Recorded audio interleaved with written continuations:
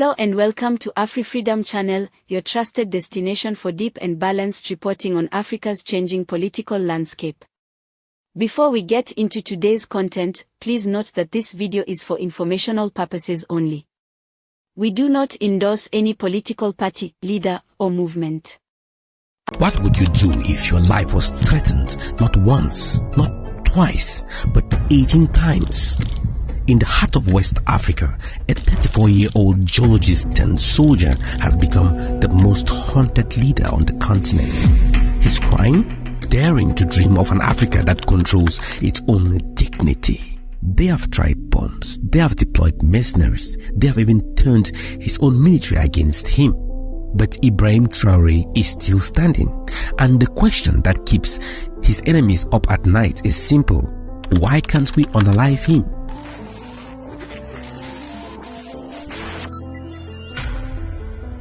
Welcome to the Strategic Lens on Africa Today, where today we are going beyond the headlines to uncover one of the most remarkable stories of survival on the African continent. Now, before we dive into the assassination plots, let me paint you a picture of Burkina Faso. This landlocked nation of 21 million people has long been caught between forces beyond its control. Colonial exploitation, terrorist insurgencies, and economic hardship have shaped its turbulent history. Many compare Traoré to Thomas Sankara, Burkina Faso's revolutionary leader of the 1980s, who was assassinated after daring to challenge France's grip on the country. And here is where things get interesting. Ibrahim Traoré wasn't born into a privileged family. Raised in the small town of Bondokwe, he studied geology at a university, and by 2010 he joined the military. His rise through the ranks was rapid, serving in UN peacekeeping missions in Mali and earning commendments for his leadership in counter-terrorism operations. But in 2022, Burkina Faso was in crisis. Islamist insurgents had taken control over 40% of the country's territory, and the military, led by Paul-Henri Damiba, had already staged one coup that January. On September 30th, 2022, Captain Ibrahim Traoré led a second coup, declaring that Damiba had failed to address the security situation.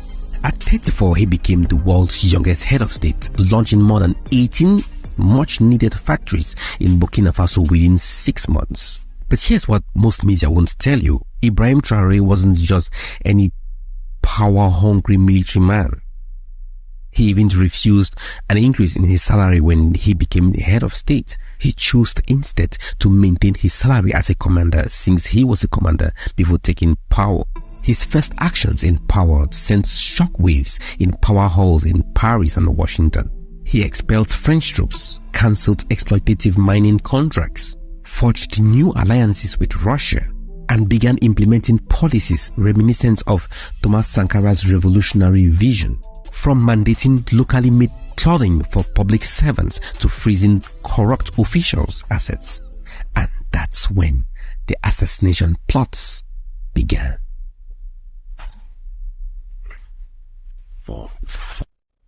The first plot came just months after Traoré took power. January 2023, intelligence services intercept communications revealing a chilling plan. A bomb was to be planted at Traoré's residence during the African Cup of Nations match, when security was most distracted. Now think about this for a moment. How would you feel knowing that while you were watching a football match, someone was planning to blow up your home? The conspirators even had a backup plan. If the bomb failed, an ambush would be set on his motorcade the following day. But how did Burkina Faso's intelligence service uncover this plot? This is where our story takes its first surprising turn.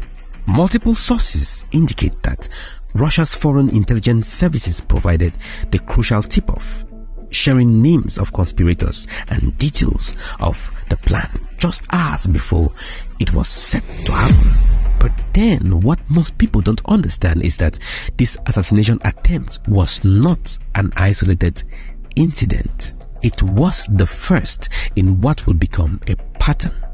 a concerted campaign to eliminate a leader who dared to challenge the established order. By September 2023, authorities announced they had foiled another coup attempt.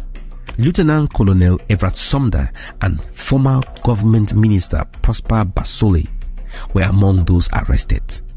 But here is what makes this case particularly fascinating. The threats of this plot led directly to the man Traoré had just overthrown, Paul Henri Damiba, who had fled to neighboring Togo. And behind Damiba, a network of interests that didn't want to see Burkina Faso chart its own course. But the most shocking attempt was yet to come.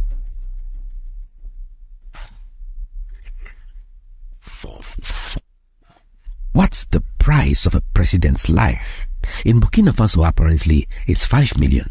The plan was as audacious as it was simple. The influential figure, whose identity has never been publicly revealed, arrived in Burkina Faso. He deliberately cultivated relationships with soldiers in Traoré's inner security circle. If you could help me eliminate Ibrahim Traoré, he told them, I'm going to pay you over $5 million. The soldiers appeared to accept. The mysterious figure paid them the $5 million and gave them special ammunition. When you are near Ibrahim Traoré, just take out your guns and hit him with his bullets, and boom, you are rich. But in a remarkable turn of events, these soldiers went to Ibrahim Traoré and revealed everything to him and handed over the money and evidence. We have been paid with this money to earn your life, they reportedly told him, but we have allies. We can't do this to you. What would you have done if you were in Traoré's position? Who would you trust if people are offering money, millions of dollars, to your guards, your closest guards, to end your life? The mastermind was arrested and charged with treason, but his identity and who he was working for remain closely guarded secrets. Now, this raises very profound questions. Who has $5 million to lose to eliminate the leader of one of Africa's most poorest countries? And what interests are so threatened by Traoré's leadership that they will go to such extents?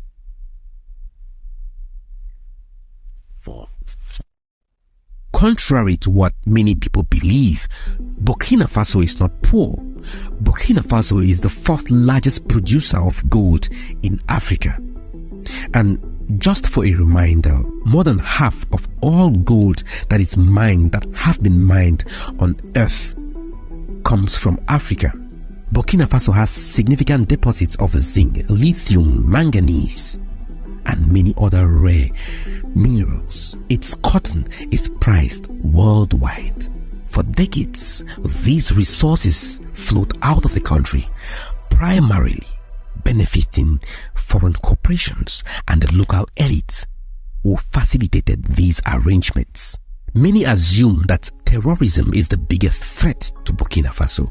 But what if I told you that terrorism might be actually a tool that is used by external powers to control mineral resources within this region? Ibrahim Traoré himself has suggested this connection, pointing out that terrorist activities mysteriously intensified after he expelled French forces and cancelled exploitative mining contracts. Then there is the regional dimension. The Economic Community of West African States, ECOWAS, heavily influenced by France, imposed sanctions on Burkina Faso and even threatened it with military intervention. What we are witnessing isn't just one man's survival. It's about the future of resource sovereignty in Africa. And caught in the middle of this struggle is a global power competition. As France's influence wanes, Russia has stepped in, providing security assistance, intelligence support, and diplomatic backing to Traoré's government. Most Western media portray this as Russia opportunistically expanding its influence.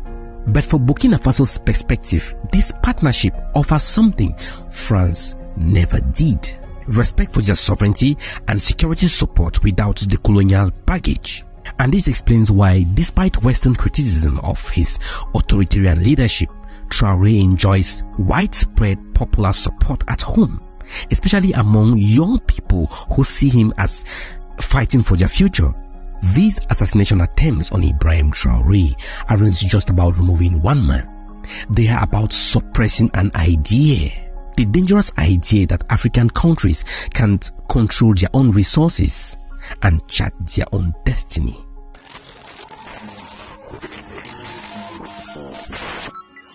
Despite the constant threats to his life, Traoré has initiated ambitious projects, from local manufacturing initiatives to agricultural reforms. He mobilized thousands of civilians, volunteers to defend communities against terrorist attacks. Areas once controlled by jihadis are gradually being reclaimed. Markets are reopening and more than 400 schools have reopened. But the question remains, can this revolutionary vision survive? History is littered with African leaders who challenged the status quo only to be eliminated. From Patrice Lumumba to Thomas Sankara.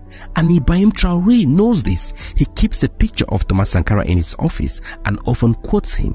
And like Sankara, he lives relatively modestly, refusing the luxuries that comes with power. You know what's remarkable about Ibrahim Traoré? It's not just his survival against the odds. Is that he hasn't become paranoid or reclusive despite the constant threats. He still appears in public, meets with citizens and pushes forward with his vision. And across Africa, his example is inspiring the new generation to question established order. From Mali to Guinea, from Niger to the diaspora, young Africans are asking, what if we too control our own resources? What if we too charted our own destiny? The assassins may still be plotting, the geopolitical chess players may still be moving their pieces, but something has fundamentally changed in Burkina Faso and beyond. The story about Ibrahim Traoré's survival is still being written, and honestly, I don't know how it ends. Will he succeed where others have failed? Will the forces arrayed around him eventually prevail? What I do know is that each assassination attempt that fails makes the idea he represents even stronger, that African resources should benefit African people, and that even the smallest nations have the right to determine their own future. So I'm curious, do you think that leaders like Ibrahim Traoré represent the future of Africa, or do you think they are fighting forces that are too strong to overcome? Share your thoughts in the comments below. Our goal is to inform, provoke thoughtful discussion, and shine a light on the realities shaping the African continent. If you're new here or haven't already, make sure to like, share, and subscribe to Afrifreedom Channel so you never miss an update. Let's get into the story that has once again captured the attention of the African continent and the wider world. Captain Ibrahim Traoré, leader of Burkina Faso, has reportedly survived yet another assassination attempt. This isn't the first time, and at this rate, it may not be the last. Since taking power through a coup in September 2022, Traoré has survived multiple attempts on his life. Reports suggest this recent attempt could be the 19th. These frequent threats aren't random, they are signs of serious turbulence within Burkina Faso's military and political structures, and they also reflect broader regional tensions. Details emerging from official sources and online footage suggest that a group of conspirators, allegedly including military insiders and possibly external collaborators, plotted to remove him from power. According to unverified reports, some of these actors had connections to foreign networks. In fact, there are whispers of involvement or influence from neighboring Ivory Coast, raising questions about cross-border manipulation and destabilization efforts. So, what's really going on behind these attempts to unseat Captain Traoré? Why is this leader such a high-value target? To understand this, we have to examine his leadership style and policy decisions. When Traoré took office, he inherited a nation plagued by instability, rampant corruption, and a spiraling jihadist insurgency. Rather than following the playbook of many leaders before him, he quickly started to shake the table. He launched a robust anti-corruption campaign, disbanded government PACs, and insisted on earning the same salary as a military captain, around $400 a month. One of his more radical decisions was the nationalization of 2 major gold mines, along with an initiative to build Burkina Faso's first gold refinery. The refinery is designed to process 150 tons of gold annually, cutting reliance on French and Western refining services. This move aligns with his broader aim to reclaim economic sovereignty and ensure that Burkina Faso's natural wealth benefits its people, not foreign corporations or corrupt elites. He also suspended unrefined gold exports to Europe. This alone caused ripples beyond Burkina Faso's borders, challenging long-standing economic ties with France and the European Union. For a country that ranks among Africa's top gold producers, these moves carry massive weight. But such bold moves don't come without consequences. Traoré's anti-corruption drive and economic reforms have made him enemies, both domestically and abroad. From ousted elites who've lost access to state resources, to foreign powers losing lucrative contracts, there are plenty of people with both motive and means to see him gone. His foreign policy has also raised eyebrows. Traoré has taken Burkina Faso on a path of strategic realignment. He cut military ties with France and pivoted toward Russia, deepening cooperation in defense and trade. He's also worked closely with Wagner-linked forces, much like Mali and the Central African Republic have done. This decision has angered Western powers but resonated strongly with Pan-Africanists who see it as a move toward self-determination. Traoré's vision doesn't stop at national borders. In July 2024, Burkina Faso joined hands with Mali and Niger to form the Alliance of Sahel States, the AES.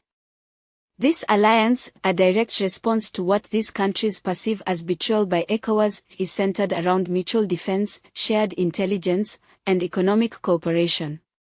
These countries also exited ECOWAS, marking a clear break from the regional bloc once seen as the bedrock of West African diplomacy. So here's the big question: can this military-led alliance bring stability to the Sahel, or will it further isolate the region? Let us know in the comments what you think about the AES and whether this new bloc represents a true break from colonial structures or just a reshuffling of power dynamics.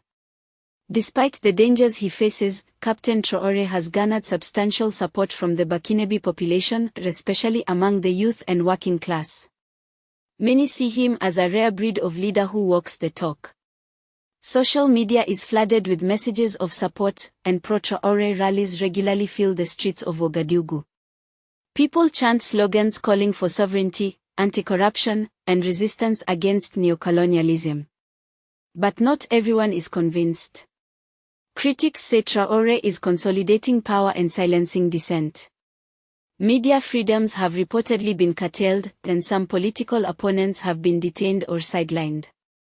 While the junta argues these moves are necessary for national security, human rights groups worry about the democratic backsliding. Is Traoré a revolutionary leader charting a bold new path, or just another strongman in uniform?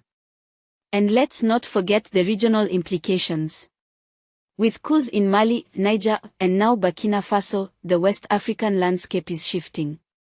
Western allies are struggling to respond.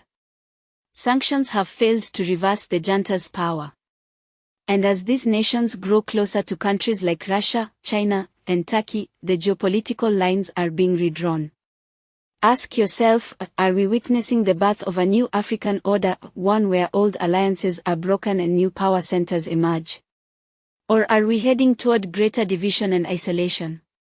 The assassination attempts on Captain Traoré are not just about one man, they are a reflection of deeper, tectonic shifts in Africa's political future. His survival, physically and politically, will determine whether Burkina Faso continues on this trajectory or pivots under new leadership. In closing, Captain Ibrahim Traoré remains one of the most controversial and influential figures in Africa today. His mix of radical reform, anti-imperialist rhetoric, and military assertiveness has made him both a hero and a target. Whether you support or oppose him, one thing is clear: he is reshaping the narrative of power in West Africa. We want to hear from you. Do you believe Traoré's policies can bring real change? or are they too risky in an already volatile region?